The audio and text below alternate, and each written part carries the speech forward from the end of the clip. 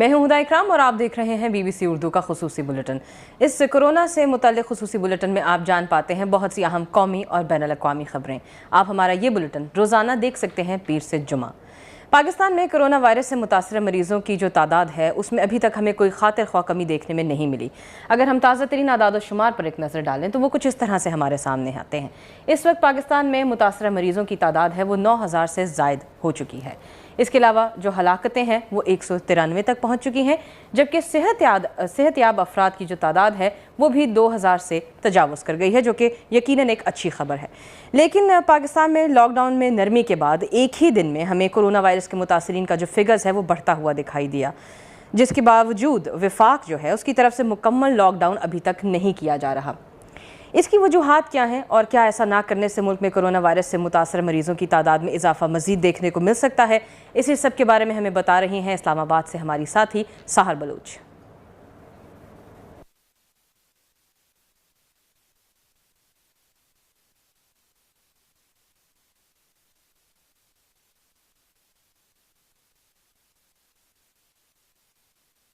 पाकिस्तान में 20 अप्रैल का दिन कोविड-19 के मुतासरीन और उससे होने वाली अमवात के लिहाज से बदतरीन दिन रहा। जहां एक रोज़ में 700 से ज़ायद नए केसेस सामने आए, वहीं 25 अफराद की अमवात भी सामने सुनने में आई।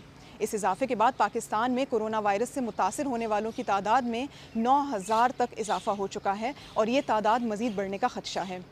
इसके अलावा अगर सूबे के हवाले से देखा जाए, अगर मुख्तलिफ सूबों को देखा जाए तो उनमें खैबर पख्तूनख्वा में सबसे ज़्यादा हलाकतें सामने आई हैं और इसके अलावा इस्लामाबाद और बलूचिस्तान से एक हलाकतें सामने आई हैं। पंजाब और सिंध में नए मरीज़ों की तादाद में 400 और 200 के करीब इजाफा हुआ है। अगर national command and operation centre के ताज़ा तरीन आदाद शुमार को देखा जाए तो उसमें अब तक ये बताया जा रहा है कि मुल्क भर में 1,11,000 टेस्ट हो चुके हैं।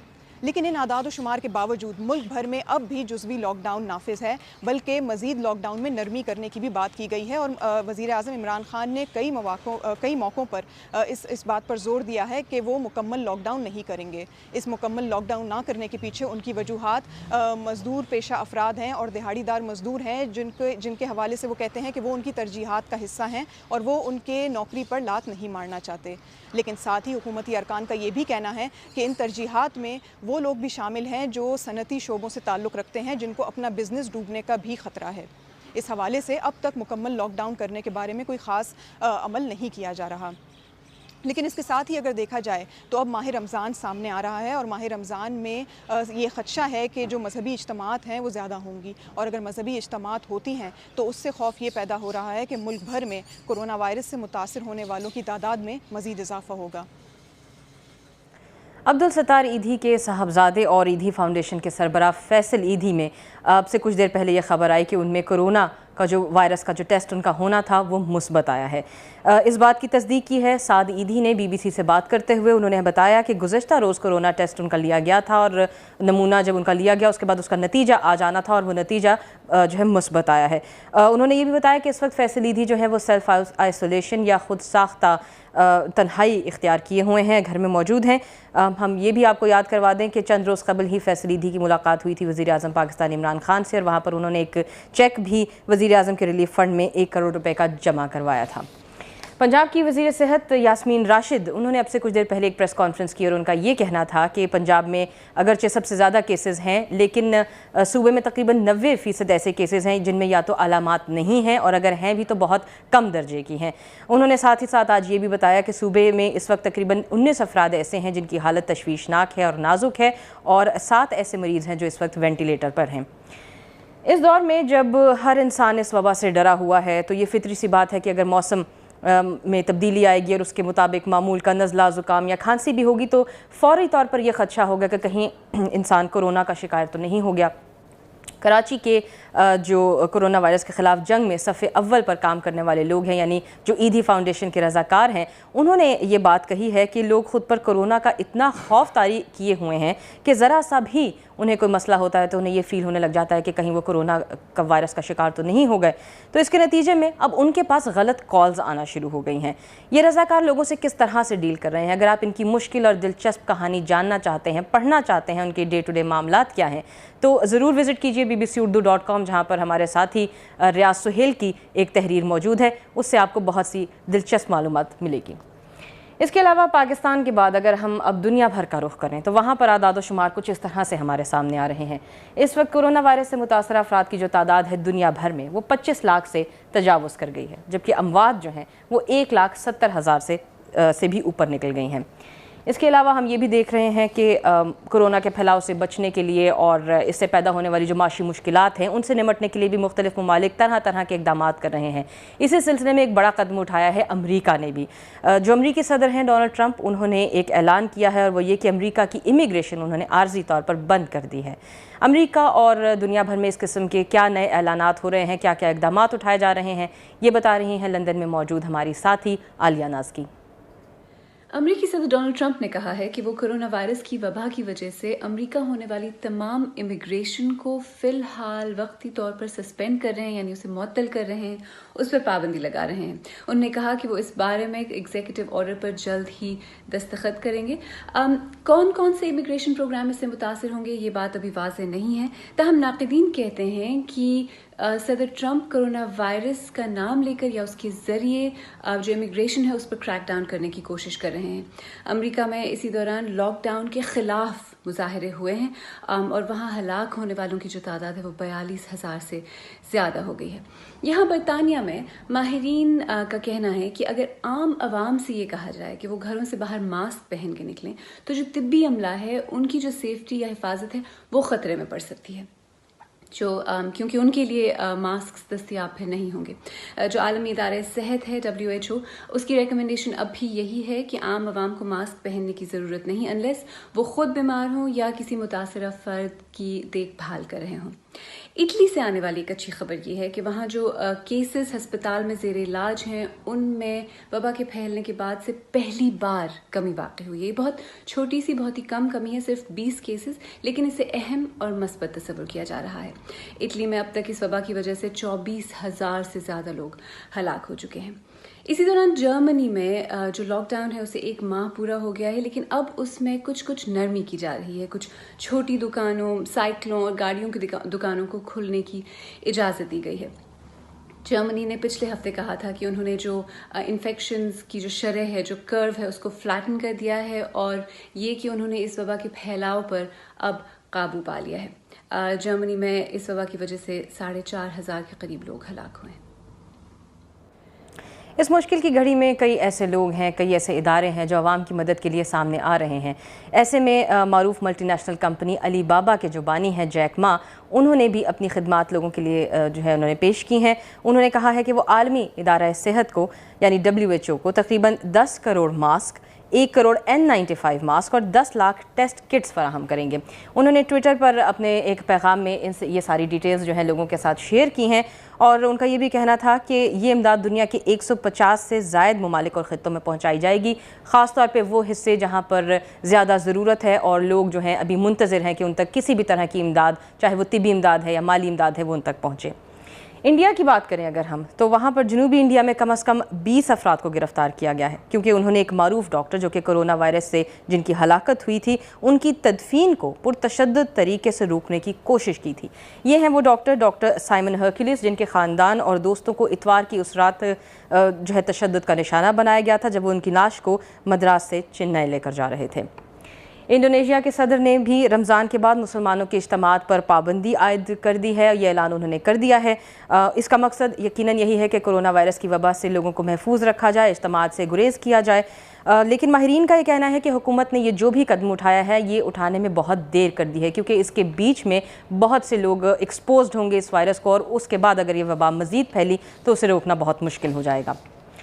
कोविड-19 से यूरोप के जो ममालिक सबसे ज़्यादा मुतासर हुए उनमें इटली और स्पेन सरे फहरिस्त थे। स्पेन में जो है स्पेन के शहर मैड्रिड में इस वक्त क्या हालात हैं और कोरोना से निपटने के लिए ताख़ीर से फ़ैसले का नतीजा अब वहाँ के लोगों को किस तरह से भुगतना पड़ रहा है।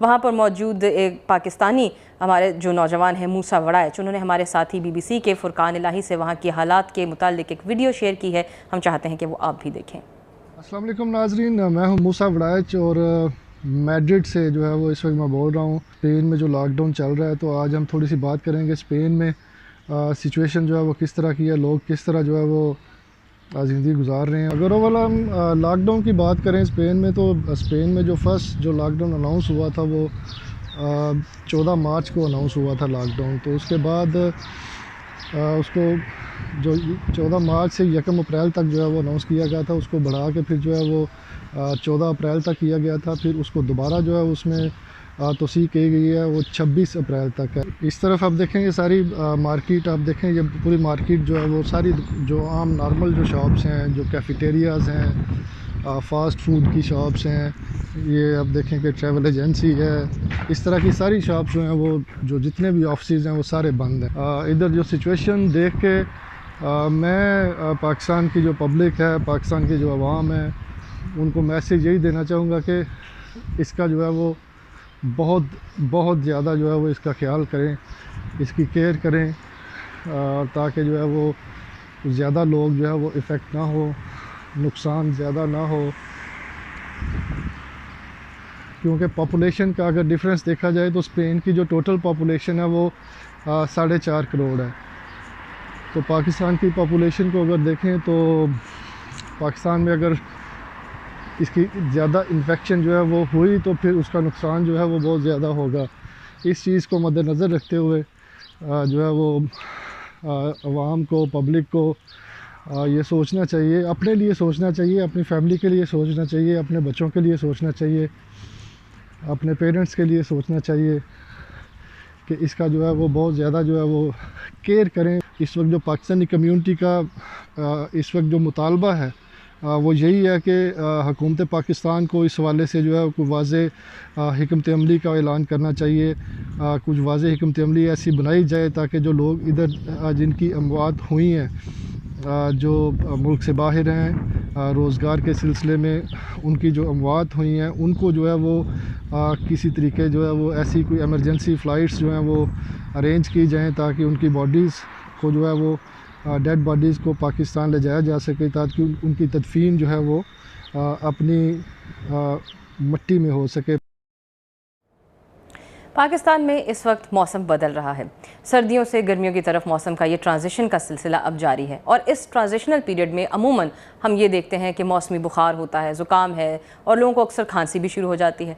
लेकिन जब दौरा है इस वक्त कोरोना का, हर तरफ कोरोना की वबा फैली हुई है, तो ज़रा सा भी अगर किसी को मौसम के हिसाब से भी अगर कोई अपने आप में तब्दीली महसूस करता है तो उसके दिल में पहला डर और खौफ ये जाता है कि कहीं उसे किसी तरह से कोरोना तो नहीं का जो वायरस है उस तक पहुंच गया।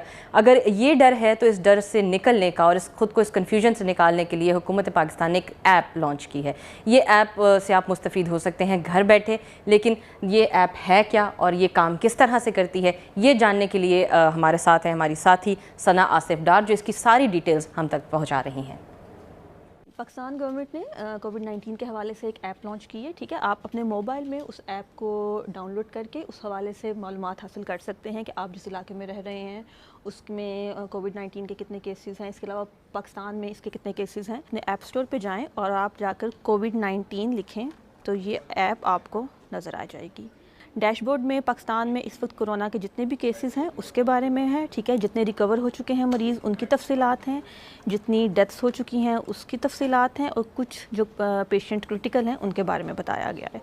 इसके अलावा अगर आप देखना चाहेंगे गुज़िश्ता 24 घंटों के दौरान कितने केसेस आए हैं और कितनी अमवात हुई हैं, इस हवाले से भी मालूमात यहाँ पर दस्तयाब हैं। इसके अलावा अगर आप देखें तो इस ऐप में एक ऑप्शन है रेडियस अलर्ट का। आप रेडियस अलर्ट में जाएँ तो वो जो ऐप है वो आपके जो लोकेशन है उसको डिटेक्ट करके आपको ये बता सकती है कि आप जिस इलाके में रह रहे हैं वो सेफ़ है कि नहीं। लेकिन अगर आप इस्लामाबाद की सूरत हाल देखना चाहें कि इस्लामाबाद में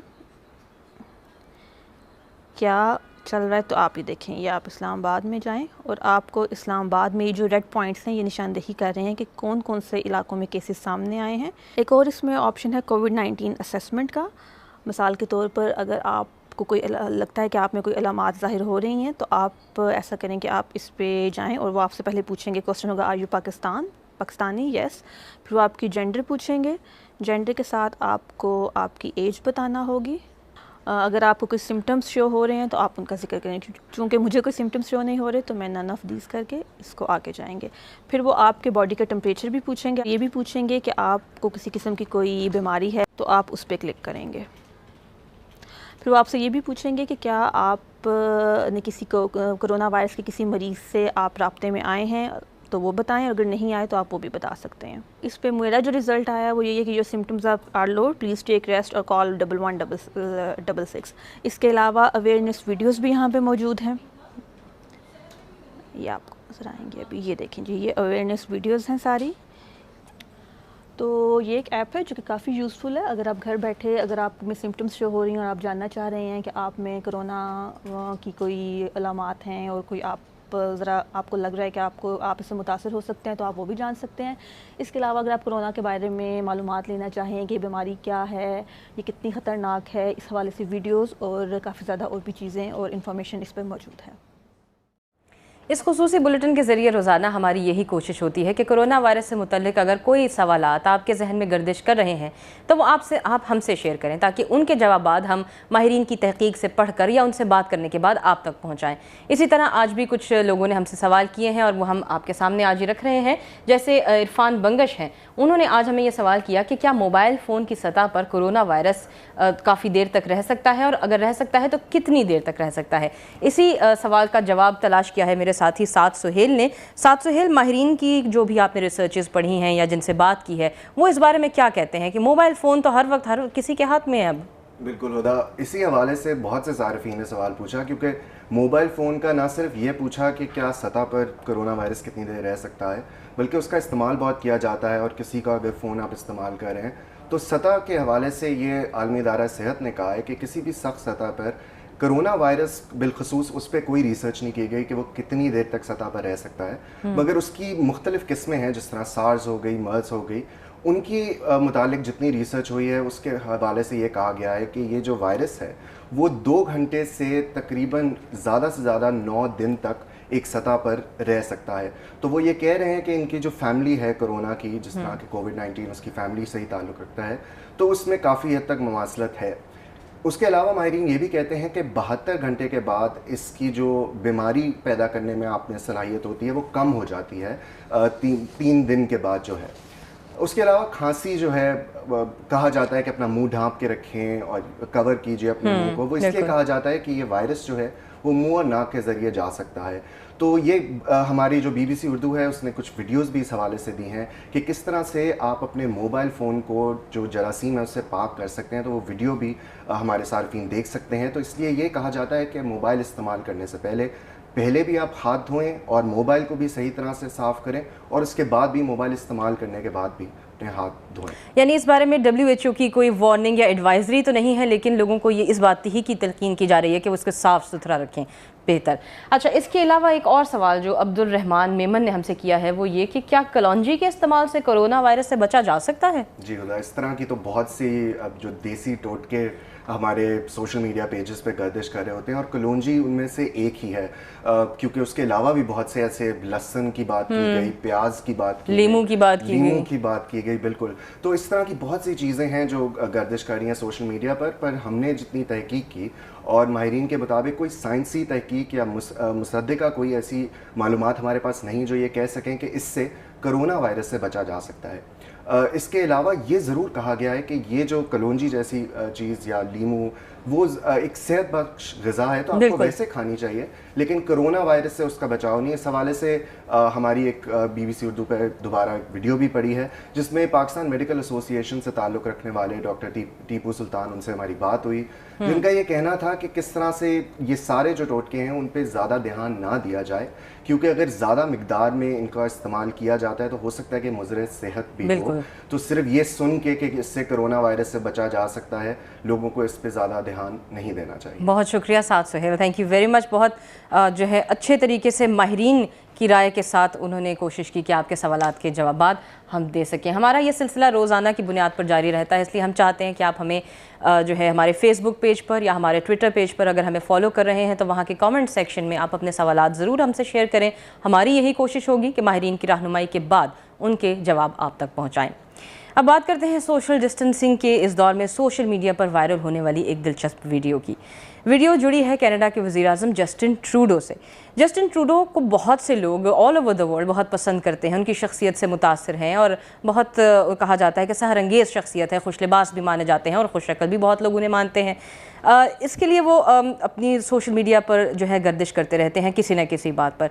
वज़ीर-ए-आज़म जस्टिन ट्रूडो के एक बार फिर सोशल मीडिया पर इस वक्त चर्चे हो रहे हैं और ऐसा क्यों हो रहा है, इस बार क्या हुआ कि वो सोशल मीडिया पर एकदम इतनी स्पाइक आई, इतनी लोग उनकी तरफ रुजू करने लगे, यही बता रही हैं हमारी साथी सारा अतीक।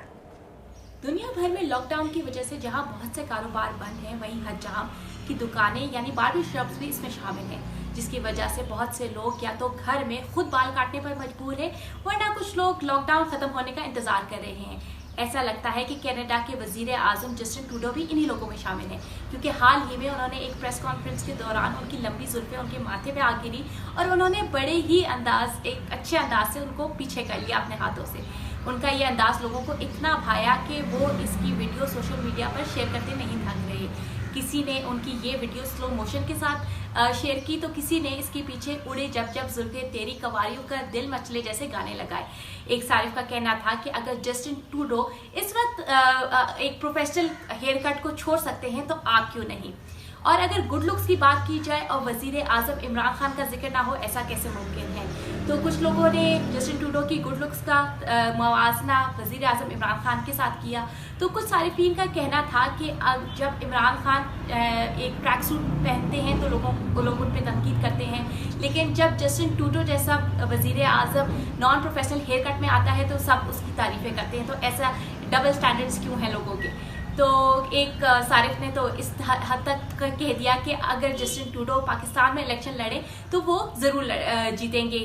तो जिसके जवाब में एक सारिफ का कहना था कि क्यों नहीं, क्योंकि पाकिस्तान में हम हैंडसम्स की बहुत कदर करते हैं। इसके साथ ही हमारे आज के खुसूसी बुलेटिन का वक्त यहीं ख़त्म होता है। अगर आप कोरोना से मुतल्लिक लाइव अपडेट्स लेना चाहते हैं तो ज़रूर विज़िट कीजिए bbcurdu.com। इसके अलावा यूट्यूब, फेसबुक और ट्विटर पर भी हमारा सफ़ा हाजिर है। इसके साथ ही हमें दीजिए इजाज़त। आप रखिए अपना ख्याल और महफूज रहिए।